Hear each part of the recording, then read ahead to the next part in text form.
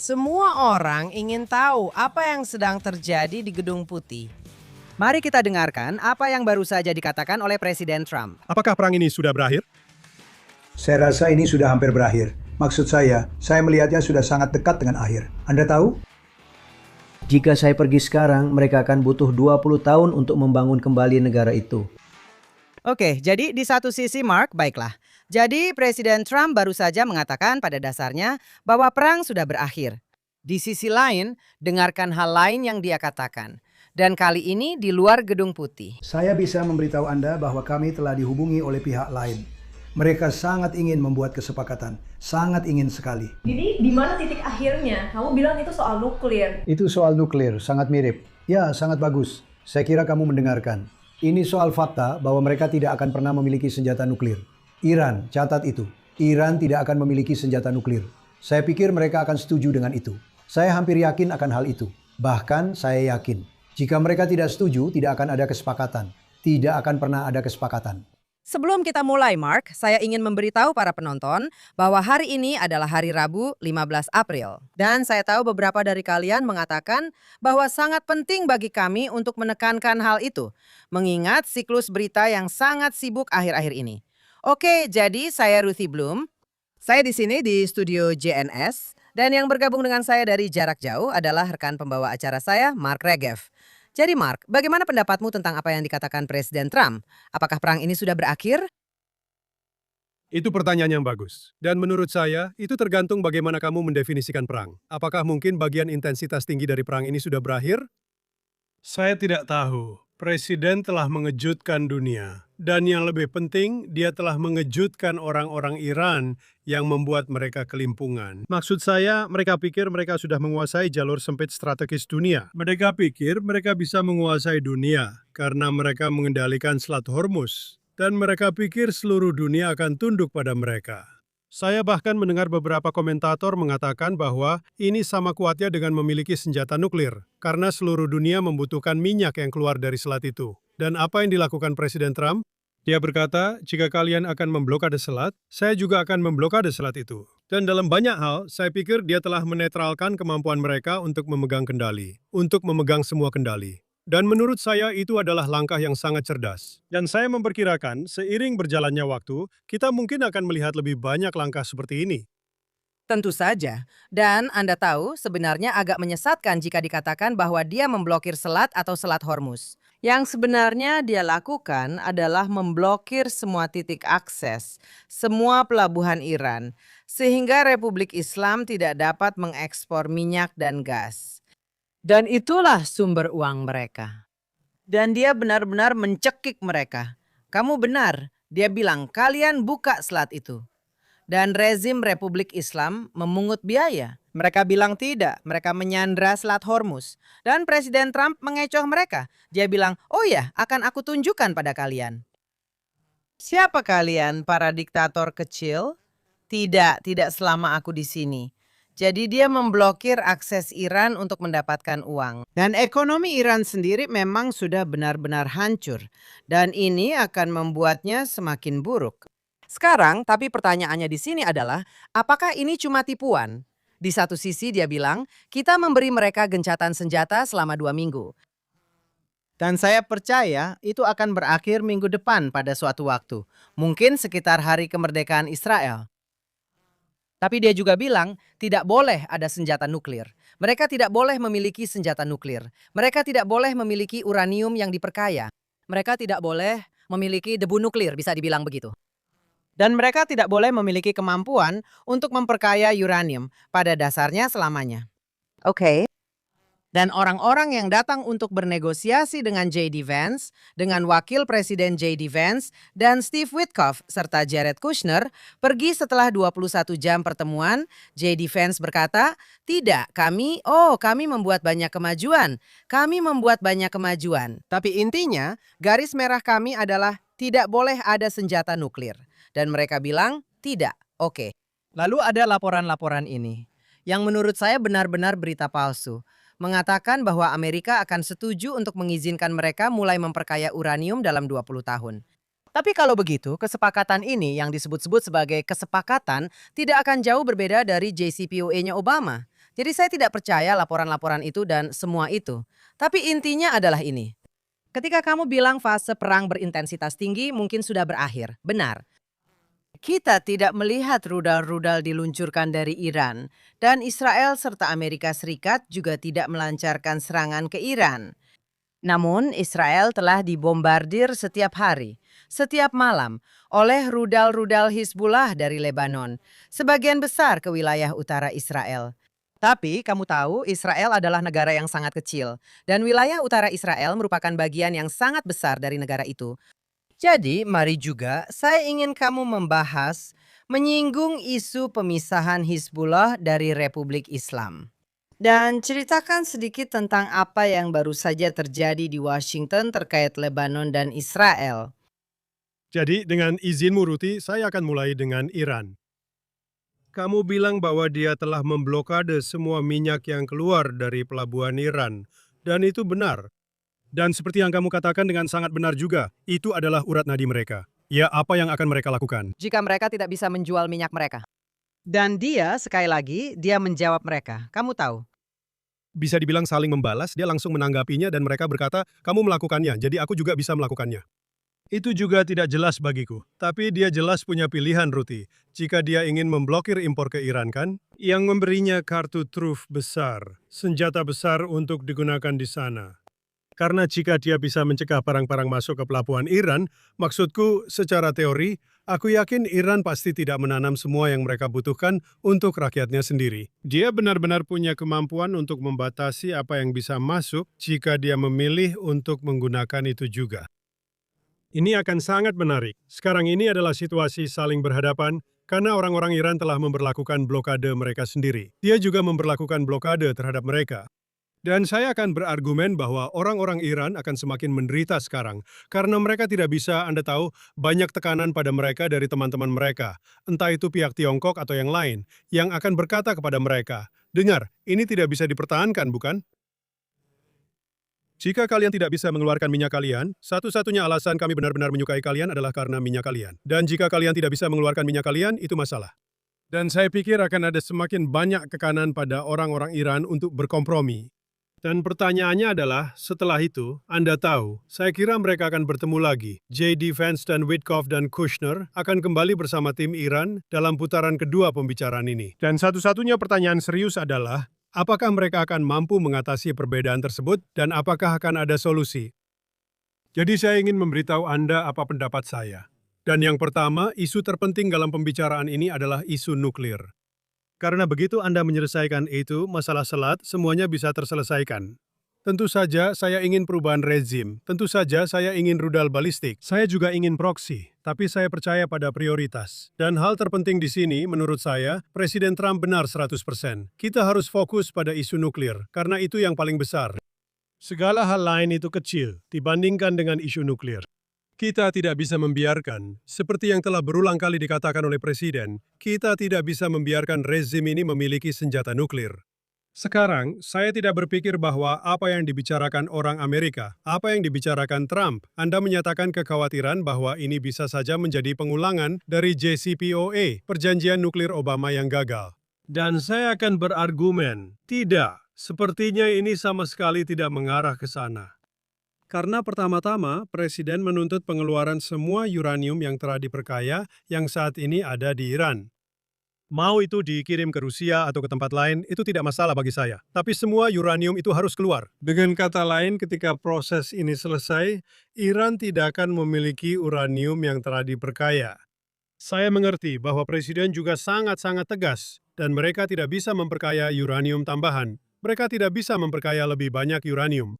Dan begitu Anda menangani masalah-masalah itu, saya pikir Anda sedang menangani kemampuan mereka untuk membuat bom, dan Anda telah secara signifikan mencegah hal itu terjadi. Sekarang Anda menyatakan kekhawatiran bahwa orang Amerika telah menempatkan anak berusia 20 tahun ini. Tidak. Maaf, izinkan saya memotong Anda. Saya bilang media yang menyebarkan berita palsu yang mengatakan itu. Saya bilang itu laporan palsu, Axios, New York Times. Tidak. Saya tidak percaya. Karena itu hanya akan menjadi JCPOA yang lain. Saya tidak percaya media berita palsu menyebarkan itu. Jadi sekali lagi, Jika Anda mendapatkan batas waktu yang masih puluhan tahun lagi, benar? Saya sebenarnya ingin tidak ada batas waktu sama sekali ya. Tapi sekali lagi, saya tidak ingin ada batas waktu sama sekali. Tapi menurut saya, kalau Anda mulai membicarakan sesuatu yang 50 tahun lagi, itu hanya formalitas bagi orang Iran. Dan siapa yang tahu apa yang akan terjadi dalam 50 tahun ke depan ya, selama rezim itu masih ada, saya rasa Anda bisa bermain-main dengan itu. Sekarang saya tidak ingin bermain-main dengan itu. Saya lebih suka sesuatu yang tegas. Tapi kalau Anda sedang bernegosiasi, menurut saya itu jenis isu di mana mungkin Anda bisa menunjukkan, memberi mereka sesuatu yang simbolis. Seperti untuk 50 tahun ke depan Anda tahu, saya tidak suka 2020 itu terlalu dekat. 20 tahun berlalu sangat cepat. Tapi menurut saya, jika Anda bisa mendapatkan kesepakatan yang benar-benar, apa masalahnya dengan JCPOA, dengan kesepakatan Obama? Itu sebenarnya tidak pernah melakukan apa yang seharusnya dilakukan. Itu tidak pernah mencegah mereka memperoleh senjata nuklir. Yang sebenarnya dibicarakan Trump adalah mencegah mereka memperoleh senjata nuklir. Dan itu perbedaan yang sangat penting. Perbedaan yang sangat penting. Oke, jadi begini Mark. Lupakan soal ini. Anda tahu, sebuah kesepakatan bisa dibuat jika tidak ada kesepakatan yang bisa dibuat dengan rezim ini. Begitu ada kesepakatan yang dibuat dengan salah satu tokoh yang ada saat ini, yang belum dieliminasi, dibunuh, atau diserang lewat serangan udara, siapapun yang masih bertahan adalah musuh Amerika Serikat, tentu saja juga musuh Israel, dan musuh Barat. Dan satu-satunya perbedaan antara mereka yang mengatakan kita harus membuat kesepakatan, seperti posisi presiden, dia sangat marah karena tim kembali dari Iran tanpa membawa kesepakatan apapun. Bukan berarti dia seorang moderat. Perbedaan antara kaum moderat dan yang disebut moderat dengan ekstremis adalah kaum moderat meyakini perlunya menipu Barat, sesuai ajaran Islam yang mengatakan bahwa kamu boleh berbohong. Bahkan, kamu seharusnya berbohong demi mendapatkan apa yang kamu inginkan dalam jangka panjang jika kamu punya kesabaran. Dan yang lainnya berkata, tidak, kami bahkan tidak mau berbohong. Kami menunggu imam ke-12, dan semua ini karena mereka semua fanatik dan mereka semua jahat, bagian dari rezim jahat. Dan yang saya yakini adalah jika Anda mencegah mereka memiliki senjata nuklir dan Anda mencegah mereka mengekspor minyak mereka, tidak akan ada rezim. Dan itulah indahnya. Kamu terus mengatakan bahwa kamu tahu, aku menuntut kesempurnaan. Rezim itu akan runtuh jika tidak punya oksigen. Dan jika tidak, dan jika tetap bersikap keras kepala, aku benar-benar percaya bahwa kita mungkin akan kembali menggunakan cara militer lagi. Aku tidak menutup kemungkinan itu, Ruthie. Aku sama sekali tidak menutup kemungkinan itu. Aku pikir sangat mungkin untuk kembali ke cara militer. Tapi aku ingin mengutip dua pemimpin yang relevan di sini. Netanyahu mengatakan secara terbuka, dia bilang mereka tidak akan memiliki uranium yang diperkaya. Mereka tidak akan memiliki kemampuan untuk memperkaya lebih banyak lagi. Dia bilang itu bisa dilakukan melalui diplomasi atau bisa juga dilakukan melalui aksi militer. Kita bisa menghancurkan apa yang mereka miliki. Tapi apa yang dia katakan? Dia bilang ada opsi diplomatik. Dan ketika presiden mengirim tim yang dipimpin oleh wakil presiden untuk bernegosiasi dengan Iran, jelas tidak ada negosiasi dengan rezim Iran. Untuk mengatakan bahwa Anda menentang negosiasi dengan rezim Iran, itu bisa jadi pendapat Anda, dan saya bisa menghormati itu. Tapi itu bukan yang sedang terjadi. Ada negosiasi dengan rezim Iran. Dan tujuannya adalah untuk mendapatkan kesepakatan, tidak seperti JCPOA, sebuah kesepakatan yang benar-benar berhasil. Sekarang Anda bisa bilang kepada saya bahwa Anda pikir itu mustahil. Dan belum ada keputusan. Yang saya katakan karena saya tidak yakin Iran bisa menyetujui batas tegas yang menurut Amerika dan Israel adalah syarat minimum yang harus dipenuhi dalam negosiasi ini. Tapi saya tidak langsung menolaknya. Saya pikir dengan semua kerusakan yang telah kita timbulkan pada Iran, apakah mungkin mereka akan setuju pada hal-hal yang belum pernah mereka setujui sebelumnya? Saya rasa tidak. Dan jika mereka tetap bertahan dan kita terus melakukan aksi militer terhadap mereka, mungkin kita semakin dekat dengan tujuan itu. Menurut saya, Anda tidak harus kembali ke perang habis-habisan. Anda bisa melakukan sesuatu yang lebih terarah. Anda bisa mengambil alih pulau tempat semua minyak itu berada. Anda bisa menggunakan pasukan darat secara terarah di sini atau di sana untuk menghancurkan target-target yang sudah teridentifikasi dengan jelas. Anda bisa melakukan serangan ya di berbagai tempat tanpa harus kembali ke perang besar. Dan tentu saja, Anda punya opsi jika tidak ada pilihan lain selain kembali ke perang besar, yaitu melakukan serangan, terus melakukan serangan terhadap rezim Iran. Tapi bagi saya jelas bahwa Trump lebih memilih solusi lewat perundingan jika dia bisa mendapatkannya. Oke, yang sebenarnya dia inginkan adalah Republik Islam menyerah. Itulah kesepakatannya. Kamu menyerah, kami menang, kamu kalah. Bagaimana dengan kesepakatan seperti itu? Kedua, sekarang kita sampai pada Hizbullah di Lebanon. Kenapa? Karena negosiasi yang sedang berlangsung di Washington itu belum pernah terjadi sebelumnya. Negosiator Israel dan negosiator Lebanon bertemu di bawah naungan Menteri Luar Negeri Marco Rubio. Dan sekarang banyak orang mengatakan, lihat, tidak ada yang bisa mereka lakukan karena mereka sedang bernegosiasi satu sama lain. Tapi sementara itu, Hizbullah menembakkan roket. Sekarang di sini, jika Anda mengambil ini sebagai contoh dari apa yang saya pikirkan, ya, Anda harus menempuh jalur militer dan diplomatik. Sekarang, selama pembicaraan ini berlangsung, Israel tidak berhenti berperang melawan Hizbullah. Dan alasan utama mengapa pembicaraan dengan Lebanon ini terjadi adalah karena Lebanon tidak mampu atau tidak mau mengalahkan Hizbullah sendiri. Pertama-tama, Hizbullah sangat tertanam dalam pemerintahan dan tentara Lebanon dan sebagainya. Tapi rakyat Lebanon sudah muak seperti rakyat Iran. Sekarang, kita harus mengatakan satu hal tentang rakyat Iran yang terus terabaikan dalam semua diskusi tentang nuklir dan segala hal ini. Periode tanpa peluncuran rudal ini bisa jadi, siapa tahu, ada sesuatu yang terjadi di balik layar untuk membantu rakyat Iran bersiap-siap turun ke jalan. Sekarang mereka dibantai dalam jumlah puluhan ribu. Dan omong-omong, ini sangat mendesak saat ini. Karena ada tentara bayaran yang datang, milisi yang datang dari Irak untuk membantu rezim menembak mati lebih banyak lagi rakyat Iran yang tidak bersalah dan mengeksekusi lebih banyak lagi dari mereka. Kita tidak boleh melupakan mereka. Dan jangan lupa bahwa Trump berkata beberapa minggu sebelum 28 Februari saat perang dimulai, Trump berkata kepada rakyat Iran, bantuan sedang dalam perjalanan. Dan ya, ini membantu mereka.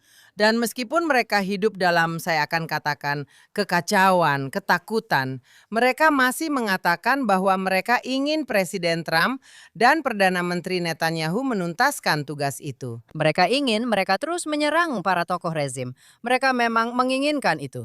Dan jadi saya percaya kita harus membantu mereka. Baru saja sekarang, kita baru saja memperingati hari peringatan Holocaust, dan kita berkata, jangan sampai terulang lagi. Jangan sampai terulang lagi. Dan orang Yahudi telah mengeluh, dan itu memang benar. Bagaimana dunia membiarkan orang Yahudi begitu saja selama Holocaust?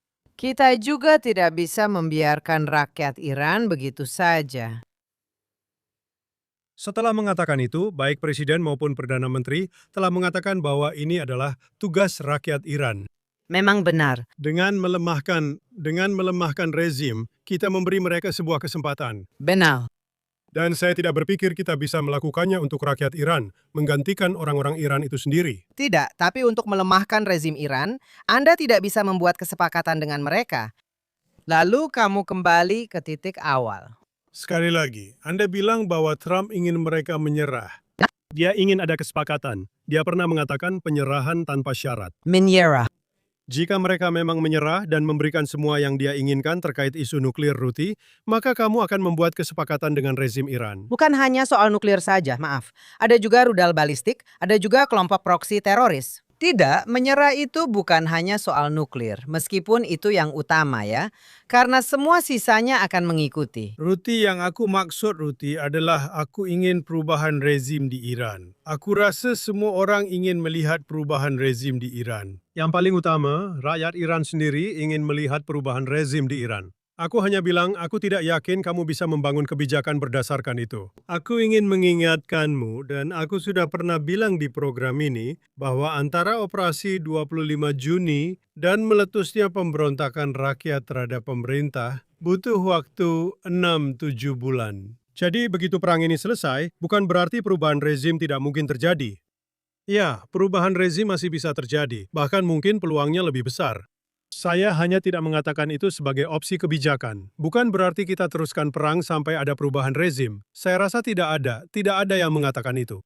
Apakah Anda mengizinkan saya membahas isu Lebanon? Yang Anda angkat dengan sangat tepat karena itu sedang menjadi berita, dan itu penting. Tapi ada sesuatu yang sangat surrealis tentang apa yang terjadi di Washington, karena maksud saya, kita sedang berbicara dengan pemerintah Lebanon. Pemerintah Lebanon mengatakan mereka ingin memiliki hubungan yang baik dan damai dengan Israel, dan apakah kita bisa menyelesaikan semua masalah? Mengapa saya bilang surrealis? Karena pemerintah Lebanon lemah. Sayangnya, pemerintah Lebanon mengatakan hal-hal yang benar, dan belakangan ini mereka semakin sering mengatakan hal-hal yang benar. Apakah mereka punya kemampuan untuk melaksanakan pernyataan-pernyataan bagus mereka? Dan di sini itu masih jadi pertanyaan besar. Karena kalau kita lihat faktanya, maksud saya, mereka mengambil keputusan, 3 minggu lalu untuk mengusir duta besar Iran, mereka bahkan tidak bisa melakukan itu. Mereka bahkan tidak bisa mengusir duta besar Iran. Sekarang mereka telah membuat semua undang-undang baru ini dan menetapkan bahwa Garda Revolusi Iran harus pergi dan Hizbullah harus melucuti senjata dan semua hal ini. Tapi mereka tidak punya kekuatan untuk menegakkannya. Jadi meskipun kita menginginkan perdamaian di Lebanon, kita harus memahami bahwa Lebanon, maksud saya, pertama-tama, mereka mengatakan hal-hal yang benar dan mereka bertemu dengan kita dan mereka ingin membahas perdamaian, itu semua sangat baik. Dan kita seharusnya tidak, kamu tahu, saya selalu bilang, jika negara Arab ingin berdamai dengan Israel, mari kita bicara. Tidak ada alasan untuk menutup pintu. Tapi kita harus memahami bahwa Hizbullah adalah kekuatan nyata, sayangnya saat ini di dalam Lebanon. Jadi menurut saya, Israel mengalahkan Hizbullah secara militer akan menciptakan kondisi untuk perdamaian antara Israel dan Lebanon. Saya pikir ini juga berkaitan dengan isu Iran, yaitu jika Iran keluar dari konflik ini dalam keadaan lebih lemah, tidak bertaring ya, lebih lemah secara ekonomi, lebih lemah secara militer, lebih lemah secara politik, itu berarti kemampuan mereka untuk membantu Hizbullah membangun kembali dirinya akan jauh berkurang. Yang berarti bahwa menurut saya, peluang tercapainya kesepakatan dengan Lebanon juga menguat. Tapi semuanya tergantung pada mengalahkan Hizbullah secara militer. Karena tanpa melakukan itu, mereka yang memegang kendali di Lebanon. Anda harus mengambil kendali itu dari mereka. Saya sangat setuju. Perbedaannya sekarang adalah bukan pemerintah Lebanon yang lebih kuat atau militer Lebanon yang lebih kuat. Sebenarnya, mereka sangat takut pada Hizbullah dan mereka juga telah disusupi oleh Hizbullah. Keindahan dari pertemuan ini adalah bahwa ini adalah pertama kalinya Lebanon benar-benar berada di jalannya sendiri, mengakui bahwa Israel melakukan hal yang baik dengan melawan Hizbullah. Daripada mengatakan, kalian mengebom negara kami, kalian menghancurkan negara kami. Akhirnya Anda mendengar suara-suara dari Lebanon yang mengatakan, kami tidak ingin kalian mengebom negara kami. Pertama-tama, Anda tahu, Hizbullah menggunakan infrastruktur sipil untuk melakukan terorismenya, seperti Hamas, seperti Republik Islam Iran, dan sebagainya. Itu memang cara mereka kan? Mereka bersembunyi di balik warga sipil. Dan itulah mengapa Israel memberitahu penduduk sipil untuk mengungsi. Dan dalam kasus ini, pindahlah ke utara, pindah melewati Sungai Latani, dan sebagainya. Tapi ini adalah pertama kalinya pemerintah Lebanon tidak menyerang Israel karena melakukan hal itu. Jadi jika Lebanon berkata, lihat, kami akan membuat kesepakatan. Kami hanya lemah, kamu tahu, tolong teruslah berjuang. Dan itu bukan yang mereka katakan, tapi itu tersirat sampai batas tertentu, karena mereka tidak menuntut agar. Kami berhenti menembaki Hizbullah saat mereka pergi ke Washington, saat kelompok itu bertemu di Washington. Jadi itu sebuah petunjuk. Itu pertanda baik bahwa mereka tidak mengatakan, pada awalnya, mereka memang mengatakan, ya, jadi mari kita lakukan gencatan senjata dengan Hizbullah juga, lalu kita akan berdiskusi. Tidak, dan Israel tidak setuju dengan itu. Dan Presiden Trump tidak bersikeras soal itu. Dia tidak bersikeras agar Israel berhenti menembaki Hizbullah selama gencatan senjata dengan Iran ini. Dan Lebanon pada akhirnya tidak memaksakan hal itu sebagai prasyarat untuk bertemu di Washington dengan Sekretaris Rubio. Jadi ini semua adalah tanda-tanda yang baik. Tapi tanpa kekalahan militer, Hizbullah akan tetap seperti itu. Kamu tahu, Hizbullah lagi-lagi, mereka ada di sana seperti kecoa. Kamu membunuh beberapa, lalu lebih banyak lagi yang muncul. Kamu harus menyelesaikan ini. Tidak cukup hanya dengan militer, tapi kamu harus menyelesaikannya dengan tekanan dari segala arah. Militer hanyalah salah satu bentuknya. Saya pikir komponen militer itu sangat penting. Bukan hanya salah satu bentuk, tapi memang penting. Dan saya pikir kita punya kartu yang bagus untuk dimainkan. Karena seperti yang kamu tahu, Ruthie, saat ini kita memiliki pasukan darat Israel yang besar di Lebanon Selatan, yang sedang menangani infrastruktur Hizbullah di sana, di selatan. Sekarang tentu saja Hizbullah juga memiliki infrastruktur di utara. Beberapa roket yang ditembakkan ke Israel berasal dari bagian lain Lebanon, bukan dari selatan. Tapi apa perubahan krusial di sini? Karena Israel sudah berada di lapangan, dan Israel mengatakan, Menteri Pertahanan mengatakan, Israel Katz mengatakan, kami akan tetap di Lebanon sampai kami yakin bahwa Hizbullah tidak akan kembali ke selatan dan mengancam Israel. Dengan kata lain, kami memiliki kartu untuk dimainkan dalam perjanjian damai dengan Lebanon. Begitu pemerintah Lebanon bisa menjamin bahwa Israel tidak akan menghadapi tembakan bermusuhan dari Lebanon, bukan dari negara Lebanon, tapi dari wilayah Lebanon. Saya tentu saja berbicara tentang Hizbullah, maka kami akan tetap di tempat. Dan saya pikir itu adalah pengaruh yang sangat kuat, bukan? Gagasan bahwa Israel mundur dan ada pasukan PBB di sana sudah pernah dilakukan, tidak membantu. Israel akan tetap berada di Lebanon Selatan sebagai pengganti perjanjian damai yang membuat Hizbullah dilucuti dan kedaulatan Lebanon di Lebanon Selatan. Bukan setengah-setengah, apa ya maksud saya di sini? Bukan hanya, tahu kan, sesuatu yang sekedar simbolis kehadiran Lebanon, tapi benar-benar kehadiran pemerintah Lebanon dan bukan Hizbullah.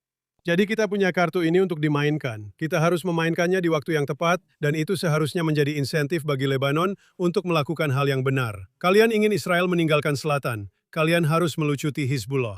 Kalian harus memastikan bahwa Hizbullah bukan ancaman bagi Israel.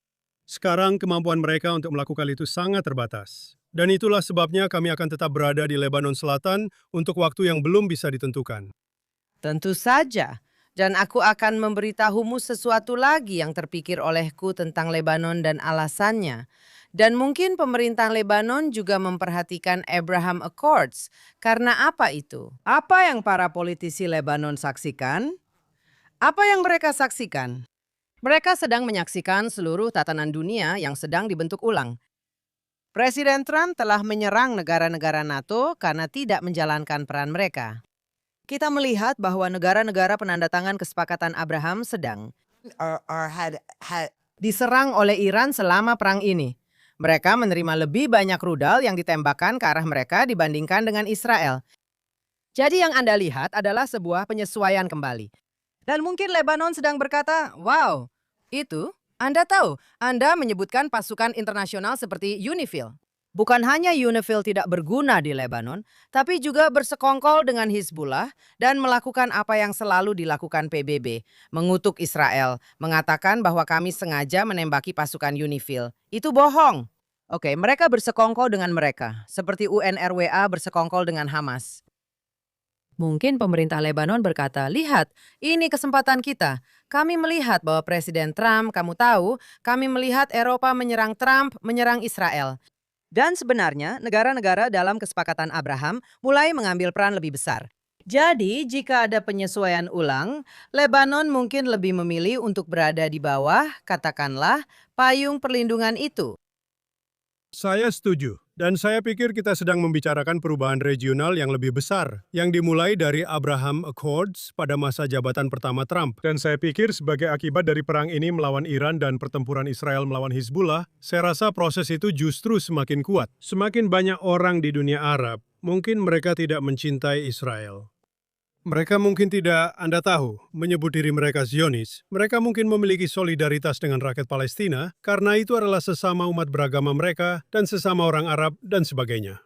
Namun pada akhirnya, mereka memahami bahwa Israel adalah kekuatan regional. Mereka menghormati Israel dan mereka memahami bahwa memiliki perjanjian damai dengan Israel adalah hal yang baik. Hidup di Israel dengan hubungan bertetangga yang baik juga merupakan hal yang baik. Semakin banyak orang di Lebanon yang menginginkan hal itu. Bahkan pihak Suriah pun membicarakan tentang membuat kesepakatan, semacam kesepakatan dengan Israel. Jadi menurut saya untuk menggunakan istilah Shimon Peres, kita sedang melihat dalam banyak hal sebuah Timur Tengah yang baru. Timur Tengah baru yang didasarkan pada kerjasama antara orang Arab dan Israel. Karena itu adalah kepentingan bersama kita. Dan saya pikir apa yang telah kita lihat, maksud saya, kenyataannya adalah, seperti yang kamu katakan Ruthie, kamu ingin rezim ini jatuh secepat mungkin. Saya tidak yakin itu akan jatuh dengan cepat. Mungkin butuh waktu lebih lama. Saya ingin itu jatuh, seperti yang sudah saya katakan, tapi bisa saja butuh waktu lebih lama. Tapi salah satu hal positif jika itu tidak jatuh adalah selama negara-negara Arab melihat Iran sebagai ancaman, itu mendorong mereka lebih dekat untuk berdamai dengan Israel. Mengapa orang Lebanon semakin sering berbicara dengan Israel? Karena mereka ingin ada yang membantu mereka menghadapi masalah Hizbullah mereka. Jadi menurut saya, proses rekonsiliasi Arab-Israel ini akan semakin kuat. Orang-orang Palestina tidak akan mendapatkan apa-apa selain dukungan sebatas kata-kata dari saudara-saudara Arab mereka. Oh, tentu saja. Saya sangat setuju. Meskipun saya hanya ingin mengatakan, saya ingin menyampaikan dua hal. Pertama, setiap kali Anda membicarakannya, Anda selalu mengatakan hal-hal seperti, ya, bukan berarti negara-negara itu menjadi Zionis, atau mereka mencintai Israel, atau mereka mencintai orang Yahudi. Anda tahu apa yang ironis tentang itu? Sekarang justru Barat yang membenci Israel. Barat yang berbalik melawan orang Yahudi. Antisemitisme meledak di mana-mana. Sekali lagi, ini adalah ironi dari perubahan tatanan dunia. Itu yang pertama. Jadi Anda bahkan tidak perlu mengatakan bahwa bukan berarti mereka tiba-tiba mencintai Israel. Ya, saya ingin melihat Inggris, Prancis, dan semua negara lainnya. Jadi saya harus bilang, cara mereka menjadi sekutu, kita tidak butuh aliansi seperti itu, oke? Saya lebih memilih memiliki aliansi dengan negara-negara Arab yang benar-benar, seperti yang kamu bilang, menghormati kekuatan kita. Yang membawa saya pada apa yang kamu katakan tentang Timur Tengah baru versi Shimon Peres. Dia percaya pada jenis Timur Tengah baru yang palsu itu. Tapi, perdamaian seolah-olah terjadi di mana-mana.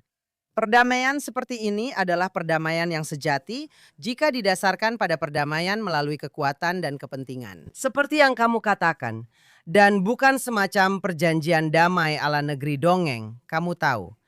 Karena setiap kali seseorang seperti Shimon Peres mengucapkan kata perdamaian, kamu harus berlindung dari serangan roket dan bom bunuh diri yang datang kepadamu.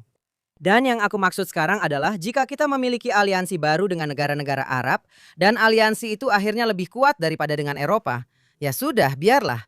Itu sangat disayangkan, oke? Karena Eropa akan melihat bahwa perilaku dan kebijakannya sekarang akan menjatuhkan mereka sendiri. Kami bilang rezim di Iran akan jatuh.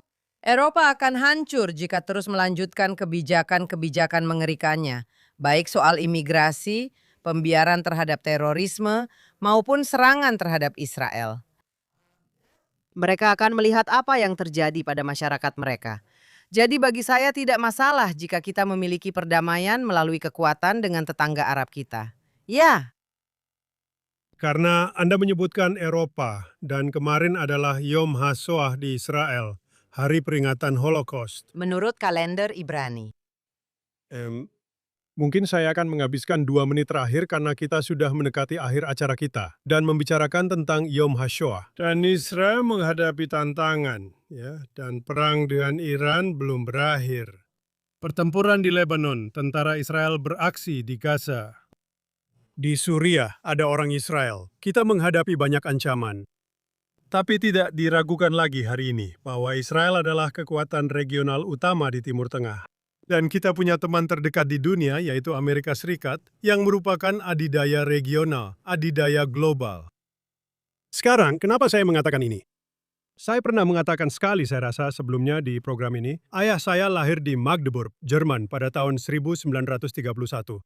Dan seperti apa dunia bagi orang Yahudi di sana? Ya, kami adalah korban. Kami tidak memiliki negara. Kami dianiaya. Kami mengalami genosida. Generasi orang Yahudi pada zamannya mengalami kengerian Holocaust. Di mana kita hari ini dengan semua masalah kita? Kita tidak boleh pernah melupakan ini. Bangsa Yahudi tidak lagi menjadi bangsa tanpa negara. Bangsa Yahudi tidak lagi tak berdaya. Dan yang paling penting, bangsa Yahudi kini mampu mempertahankan diri. Kita bisa membela diri dari mereka yang ingin menyakiti kita. Dan kita tidak boleh pernah melupakan itu. Yom HaShoah adalah tentang mengenang 6 juta orang yang dibunuh, tapi juga tentang mengingat bahwa kita dulu adalah bangsa yang tidak bisa melindungi dirinya sendiri.